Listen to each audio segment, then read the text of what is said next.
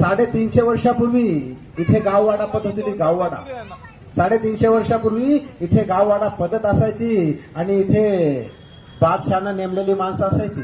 देशमुख, देशपांडे, कुलकर्णी, मोकाशी ही बादशाहनं नेमलेले माणसं असायची.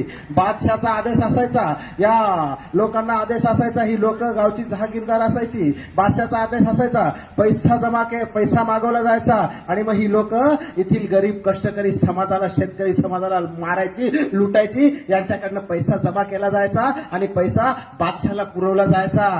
हे असं सतत एक वर्ष चालू होतं आणि हे सर्व एका स्त्रीला पाहत नव्हतं, हे सर्व एका मातेला पाहत नव्हतं. त्या मातेचं नाव होतं जिजाऊ. कोण जिजाऊ? अरे लखोजी जाधवांची मुलगी, शिंदखेड राजामधली लखोजी जाधवांची मुलगी. लखोजी जाधवांना 4 मुलं, दत्तोजी, सूर्याजी, आत्रोजी आणि बहादूरजी. लखोजी जाधवांना 4 मुलं आणि 4 मुलांच्या पाठीवरती एका कन्याचा जन्म झाला.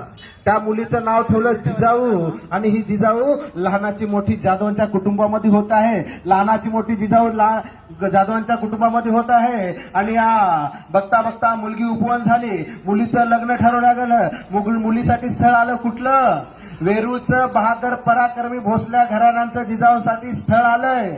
लग्न झालंय, लग्न जुळलंय, लग्न झालंय आणि बघता बघता मासाहेब जिजाऊ पोटामध्ये बाळ घेऊन, पोटामध्ये गर्भ घेऊन शिवनेरीच्या पायऱ्या चढतायत. मासाहेब जिजाऊ शिवनेरीच्या पायऱ्या चढतायत आणि या मातीतील सर्वात सुवर्ण दिवस उजाडला.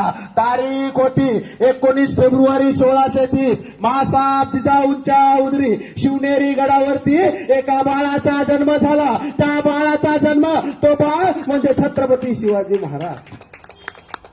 19 फेब्रुवारी 1630 या रोजी एका बाळाचा जन्म झाला आणि बाळाचं नाव शिवबा ठेवलं गेलं.